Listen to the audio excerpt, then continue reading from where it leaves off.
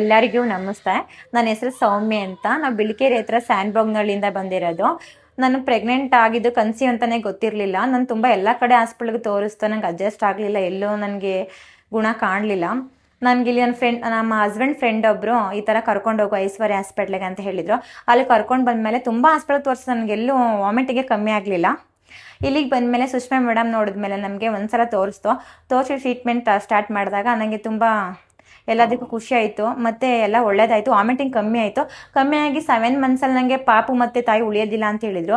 ಅದಕ್ಕೂ treatment start ಮಾಡಿ ನನಗೆ ಡೆಲಿವರಿ ಇಲ್ಲೇ ಆಯಿತು. ಹೆಣ್ಣು ಪಾಪು ಆಗಿದೆ ಇವಾಗ. ನಂಗೆ ಚೆನ್ನಾಗಿ ನೋಡಿದ್ದಾರೆ. ನಾನು ಈ ಹಾಸ್ಪಿಟ್ಲಿಗೆ ಬಂದ ತಕ್ಷಣದಿಂದ ನನಗೇನೂ ಪ್ರಾಬ್ಲಮ್ ಅಂತ ಆಗಿಲ್ಲ, ಎಲ್ಲ ಒಳ್ಳೇದೇ ಆಗಿದೆ. ನಾನು ತುಂಬ ಖುಷಿಯಾಗಿದ್ದೀವಿ. ಮತ್ತು ತಿಬೇಗೌಡ ಸರ್ನ ಪಾಪುಗೆ ತೋರಿಸ್ತೀವಿ. ತಿಬೇಗೌಡ ಸರ್ ಚೆನ್ನಾಗಿ ನೋಡ್ತಾರೆ. ನಾವು ಬೇರೆ ಕಡೆ ಎಲ್ಲೂ ತೋರಿಸಲ್ಲ ಪಾಪುನ. ನಮ್ಮ ಅಕ್ಕನ ಮಕ್ಕಳೂ ಇಲ್ಲೇ ತೋರಿಸೋದು. ನಮ್ಮ ಅಕ್ಕನಿಗೆ 6 ಇಯರ್ಸ್ ಮಕ್ಕಳಿರಲಿಲ್ಲ.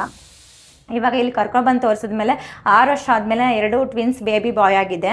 ಅಲ್ಲೂ ಬೇರೆ ಕಡೆ ಎಲ್ಲ ತೋರಿಸ್ತೋ, ದೇವಸ್ಥಾನಗಳು ಹಾಸ್ಪಿಟ್ಲಿಗೆಲ್ಲ ಕರ್ಕೊಂಡೋದೋ, ಎಲ್ಲೂ ಆಗಲಿಲ್ಲ ಅವಳಿಗೆ. ಇಲ್ಲಿಗೆ ಬಂದು ತೋರಿಸಿದ್ಮೇಲೆ ಸುಷ್ಮಾ ಮೇಡಮ್ ಹತ್ರ ತೋರಿಸಿದ್ಮೇಲೆ 6 ವರ್ಷ ಆದಮೇಲೆ 2 ಗಂಡು ಮಕ್ಕಳಾಗಿದೆ, ಟ್ವಿನ್ಸ್ ಪಾಪು ಆಗಿದೆ. ನಮಗೆ ಹಾಸ್ಪಿಟ್ಲ್ ಕಡೆ ತುಂಬ ಒಳ್ಳೇದಾಗಿದೆ.